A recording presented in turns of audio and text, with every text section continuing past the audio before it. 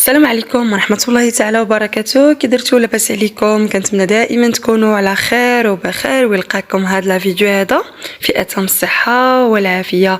كيف معودكم دائما على الوصفات البسيطة، اليوم ان شاء الله مطبخ سجا قدم معكم بسيطلات بمذاق السمك بدون سمك، حشوة اللي جد جد جد رائعة، كذلك طريقة بسيطة بزاف بدون عطرية ديال البسطيلة او لا كذلك عطرية ديال السمك. شوفوا لا فيديو كامل حتى الاخر باش تعرفوا ان شاء الله الطريقه اللي غادي ندير انا وياكم، وكذلك الحشوه اللي اروع من رائعه، يعني صراحه حشوه اللي كتجي غزاله بزاف. بقاو معايا حتى الاخر ان شاء الله، وكنعتذر على التاخير ديال الفيديو.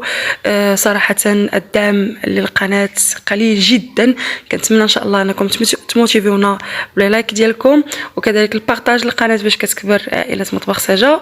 وإلا عجبكم لا فيديو كيف العاده ديروا لنا لي لايك. ندخل انا وياكم دابا مباشره ان شاء الله المقادير والطريقه ديال التحضير. كيف كتشوفوا معايا في هذا البول هذا عندنا تقريبا 1.5 حتى لجوج ديال صدر الدجاج، كل واحد حسب الاستطاعه ديالو. انا عندي هنايا هاد صدر الدجاج اللي بيان سور مغسول منقوع في الحامض، ومن بعد كنقطعوا القطع اللي هي صغيره. عندي الحامض مصير باللوب ديالو، الهريسه، الزيتون، كذلك غتشوفوا معايا هنا عندي الشامبينيون، هادو غنحطهم على جنب لانه غنستعملهم في المرحله الثانيه. كذلك هنايا عندي صلصه المحار، وإلا عندكم الصلصه ديال نيوكمان حتى هي استعملوها كتجي رائعه جدا. كذلك عندي هنايا صلصه الصوجا، كنستعمل انا هاد النوعيه اللي كتكون. عندي مكونات اخرى كذلك غادي تشوفوها معايا بالتدريج. شوفوا الطريقه باش تعرفوا يعني كيفاش غادي نصاوب، لانه مازال غندخل مكونات اخرى غادي ندخلها هنايا ان شاء الله في هذا الطبق هذا. غادي اول حاجه غادي نديروها دابا باذن الله، وهي اننا غادي نهاشيو واحد 3 حتى 4 ديال البصلات متوسطات الحجم كيف كتشوفوا معايا. غادي نديرو في هاد المقلاه كي غتشوفوا غادي ندير فيها تقريبا واحد ربع كاس ديال زيت الزيتون. بغيتو تستعملوا زبده فلكم واسع النظر، انا فقط درت زيت الزيتون. وهاد الطريقه اللي غادي نعطيكم راه كيتجي واحد البسيطلات كيجيو لي لدادين يعني ما تصوروش، فقط تبعوا الطريقه اللي غادي نعطيكم، وكل واحد يضيف اي اضافه عنده. مثلا عندكم الحوت، الكرافيت او الكالامار، او عندكم مثلا الميرلا، او اي نوع ديال السمك عندكم بغيتوا تضيفوه في هذه الحشوه هذه، راه كيجي رائع جدا. انا عطيتها لكم اقتصاديه بزاف وكتجي ولا اروع. كناخذ هاد البصيلات هذه كيف شفتوا معايا، غادي ندوز نخليهم ينزلوا على نار اللي كتكون هاديه، بين ما انا هنايا شرملت الدجاج ديالي. كناخذ تقريبا عندي واحد قفص، يعني واحد تقريبا 6 حتى 8 ديال الفصوص ديال الثوم اللي كيكون الراس ديالهم يعني متوسط. عندي معلقه هنايا صغيره د الهريسه، وغادي نعاود نزيد واحد شويه، يعني تقريبا واحد المعلقه ونص د الهريسه على حسب الحر واش كيعجبكم نتوما. بالنسبه للحامض ما غاديش نضيفو المصير باللب ديالو، ما غاديش نضيفو دابا، غنخليه هو الثاني. هنا غادي نستعمل واحد الكميه ديال القزبور والمعدنوس. انا كانوا عندي في المجمد صراحه، كانوا عندكم طريين نديروهم. كنغلبوا هنايا القزبور على المعدنوس. غادي نعاود نقول لكم كنغلبوا القزبور على المعدنوس، تقريبا واحد 2 معالق حتى 3 معالق القزبور كبار و2 معالق ديال المعدنوس. كنزيدو هنايا التحميره اللي هي الفلفل الاحمر. هاد التشرميله هذه بحال التشرميله ديال الحوت اللي كنديروا المغربي، فهي راه كتجي رائعه جدا. دونك درنا هنايا الفلفل الاحمر. كنزيد صلصه المحار تقريبا واحد 2 معالق كبار ديال صلصه المحار.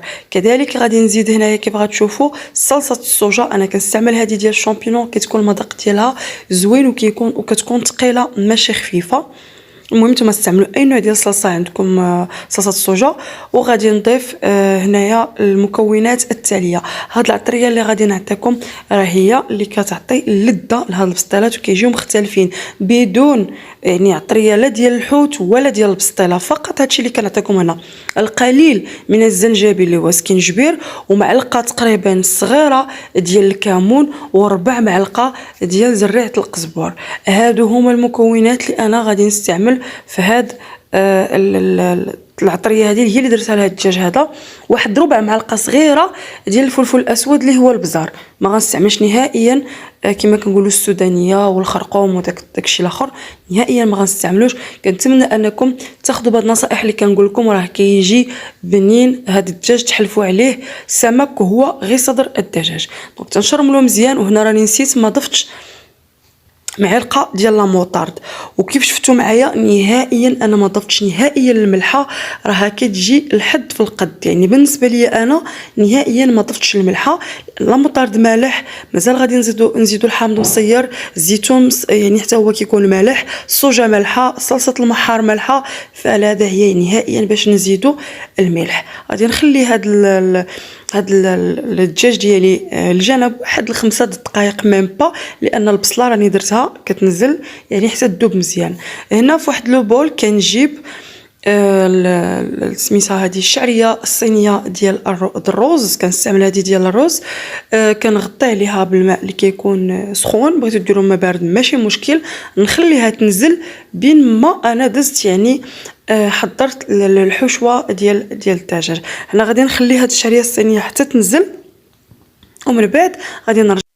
وهنا كيف كتشوفوا معايا غادي ندوز دابا انا وياكم باش نهاشيو. انا ديجا هنايا سبق لي هاشيت يعني الزيتون، قطعته مرصويات صغار، وكذلك حتى الشامبينيون تا هو تقطع المرصويات الصغار باش كيجينا يعني كيجي مزيان في هذه الحشوه هذه.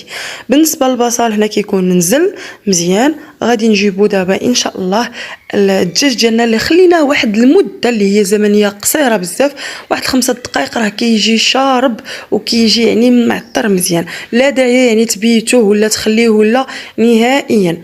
النصيحه اللي غادي نعطيكم، الا كنتو يعني داك التستر ديال الدجاج ديالكم يعني كنتو دايرين له الملحه بزاف، ما تزيدوش ديروا الملحه، راه هاد المكونات راها مالحه وكيشرب الدجاج دغيا. سيرتو الا درتو ملي كنديروا لا موطارد مع فيه الحامض كيخلي يعني الدجاج كيشرب دغيا، وكتجي الحشوه بنينه بلا ما نضيفوا لها حتى شي اضافه اخرى. فكنخلي هنايا الدجاج ديالي كنخلي هنايا الدجاج ديالي كينسجم مع البصله جيدا. ومن بعد كيف غتشوفوا معايا غادي نغطي عليه ونخليه يطلق هذاك الماء اللي كيكون فيه. هنا غادي نقلب الدجاج نشوفوا واش طاب، لانه كيف كتعرفوا صدر الدجاج ما كياخذش يعني وقت طويل باش انه يطيب، فقط مده زمنيه اللي هي قصيره. من بعد ما كيطيب كنهزو وكنصفيه وكنخلي هذاك الماء ديالو في نفس الاناء اللي انا يعني درت فيه الدجاج. غادي نعاود نزيد فيه معلقه كبيره ديال زيت الزيتون. كنتمنى انكم تاخذوا هادشي اللي كنقول لكم بعين الاعتبار وديروه حتى هو. كنرد له هذاك الماء اللي تسقطر او هذاك المرق اللي تسقطر من الدجاج. كيف شفتوا واخا الدجاج طلق الماء كي شفتو طاب هزيتو خليتو كيتسقطر، هذا هو المرق اللي نزل منه. غادي نخلي داك المرق كيف كتشوفوا حتى يوكح كيف كنقولوا يعني يشرب شي شويه. وغادي نزيد له هنايا الشعريه الصينيه اللي بيان سور غادي كيف تشوفوا معايا راه انا غادي نجيب واحد السيزو واحد المقص، غادي نقطعها عاد نخلطها ونضيف عليها باقي المكونات اللي غادي نضيف دابا هنا على الشعريه الصينيه. كيف شفتوا انا بديت كنحرك فيها شي شويه. غادي نضيف دابا لها المكونات اللي مازال عندي اللي هي بيان سور غادي نضيف هنايا الزيتون اللي كيكون كما قلت لكم يعني مقطع يعني الطريفات اللي هما صغيورين، وكذلك غادي نضيف عليهم الشامبينيون اللي حتى هو تقطع الطريفات اللي كيكونوا صغار باش كتجينا الحشوه كلشي كيكون كي في العضه كلشي كيجي يعني مقطع قد. هنا كيف شفتوا حتى الحامض مسير هو عاد ضفتو في هذه المرحله هذه. بالنسبه للملحه انا نهائيا كيف قلت لكم ما غنزيد لا ملحه لا حتى حاجه، ديجا ديك المرق راها ديجا بنينه. شنو غادي نزيد على هاد الحشوه هذه هنايا ديال الشعريه الصينيه؟ غنزيد عليها القليل من الهريسه، واحد المعلقه حتى نص معلقه ديال الهريسه، وغادي نزيد عليها شويه ديال القزبر والمعدنوس اللي كيكونوا حتى هما يعني مقطعين قطع اولا كانت عندكم من الشرم ولا المغربيه بامكانكم تضيفوها. غادي نضيف هنا واحد المعلقه صغيره ديال الهريسه، وغادي نخلط مزيان كيف كنقولوا نشحروا هاد المكونات مع بعضياتها حتى تنسجم كلها مع بعضياتها، وغادي نهزها نخليها تبرد. هذه هي المكونات اللي انا درت.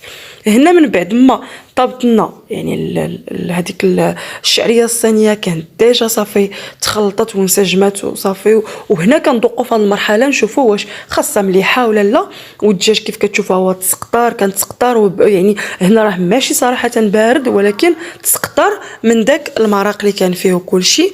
كنجيب هنايا باش غادي نخلط الشعريه الصينيه مع هذا الدجاج، وبيان سور غادي نخليها الى جنب حتى تتبرد جيدا. عاد بامكانكم تضيفوا لها الفرماج الاحمر او الموتزاريلا، هادشي حسب الاستطاعه. بغيتوا تخليوها غير هكا كان احسن، بغيتوا تزيدوا لها اضافه اخرى بحال اللي درت انا ضفت لها الجبن الاحمر كان احسن، فكيعطيها واحد اللذه اللي كتكون رائعه جدا. بالنسبه لي انا كنحاول انني نشرح بزاف ونعطي لي ديتاي، خاصه البنات اللي كيكونوا مبتدئات. بيان سور راه هادشي اللي حنا كنقولوا ماشي كنا كنزيدوا معلمين، يعني كلشي الناس كيتعلموا مع الوقت. كنتمنى لا فيديو اللي انا اليوم يعني بارطاجيته معكم انكم تستافدوا منه اكثر واكثر. كيف قلت لكم يعني هنايا صافي كنجيب الفرماج الاحمر من بعد بطبيعه الحال ما كتكون بردات الحشوه جيدا، كنضيف الجبن الاحمر وغادي نبدا ان شاء الله هنايا باش نعمر الورقه. بالنسبه للورقه كاين الناس اللي كتستعمل باتافيلو، كاينه اللي كدير الورقه ديال البديل ديال يعني بعجين المسمن، لكم واسع النظر. انا هنا غادي نستعمل بطبيعه الحال غادي نستعمل الورق ديال البسطيله. هنا بالنسبه للطريقه ديالي ديال الطي ديال هاد الوريقات هادو، كيف كتشوفوا كنجيب زيت، يعني ضروري غادي ندهنوا بالزيت. الزيت اللي كنكون عملت ديجا فيها معلقه ديال الفلفل الاحمر وكذلك الهريسه، وكنخلطها مزيان وهي اللي كندهن بها الورقه. كيف كتشوفوا الورقه كنكون جبت ورقه اللي كتكون يعني الحجم ديالها كيكون كبير، وكنقطعو من بعد كندير هكا مثلثات، وكنخالف دوك المثلثات دائما الجهه اللي كتكون رطبه هي اللي كتكون لتحت، والجهه اللي كتكون حرشه هي اللي كتكون الفوق. كنبدا كنجيب الحشوه ديالي وكنبدا كنوضعها في الوسط هكا، كنبقى كنهز الشعريه الصينيه بشويه من داك الدجاج، وكنبدا نعمر مزيان على حسب نتوما اشنو بغيتو وكل واحد وشنو كيدير. بامكانكم يعني ديروا العجينه ديال المسمن اللي كنديروا يعني كبديل لهذا الورق عفوا، اولا ديروا العجينه ديال اولا ديروا الورقه ديال الفيلو. المهم كل واحد كيدير الحاجه اللي كتكون عنده، وكنبقى كندير البليات بحال هكا، يعني كنتني على هذا الشكل هذا اللي كتشوف، وكنزولوا الفائض ديال هذه الورقه هذه. شتي الورقه عندك بزاف زوليها بالمقص وحطيها عادي جدا. فانا هنايا بالنسبه ليا غادي نستمر هكا حتى نكمل يعني الكميه اللي عندي كلها. بالنسبه لي انا يعني هادشي اللي انا درت تقريبا عطاتني واحد بريسك علينا واحد 30 حبه ديال هاد البسيطلات هادو، ميني بسيطلات صراحه كيجيو رائعين جدا. وحتى الورقه ما صراحه ورقه اللي هي غزاله بزاف. المهم هادو هما يعني البسيطلات ديالي، غادي نوضعهم في واحد البلاطو اللي غادي ندخلو بطبيعه الحال المجمد باش يسهل عليا انني ما كنتقبهم حتى شي حاجه، يعني ما كنستعمل لا تقبهم لا بكوردون لا ببيبرا لا حتى شي حاجه. صافي كندخلهم المجمد يشدوا راسهم، من بعد كنضعهم في اكياس بلاستيكيه اللي كتدخل المجمد، او لا كذلك كنوضعهم في دي تيبيغوار كيكونوا خاصين بالمجمد. هادو البسيطلات ديالي كيف كتشوفوا بعد ما كملتهم كاملين. فانا راه كان الوقت شويه متاخر لاني كنت صورت يعني بالليل. كنتمنى ان شاء الله الفيديو ديال اليوم يكون نال الاعجاب ديالكم. غادي تشوفوا الشكل النهائي ديالهم معايا من بعد ما كنطيبهم بطبيعه الحال. بالنسبه للطريقه ديال الطهي فانا بالنسبه ليا كندخلهم للفور اللي كيكون ساخن جدا، كندهنهم يعني بالزيت اللي شفتوا معايا، او لا كندخلهم المقلاة الهوائيه. هذا هو الشكل ديالهم. نتمنى ان شاء الله الفيديو يكون نال اعجابكم. كنا الاعجابكم بطبيعه الحال كيف العاده. الا عجبكم لا فيديو ما تبخلوش لينا بلي لايك ديالكم، بالاشتراك في القناه وتفعيل الجرس باش دائما توصلوا بالجديد. وان شاء الله مازال غادي نوضع لكم فيديوهات ان شاء الله ديال البريوات كذلك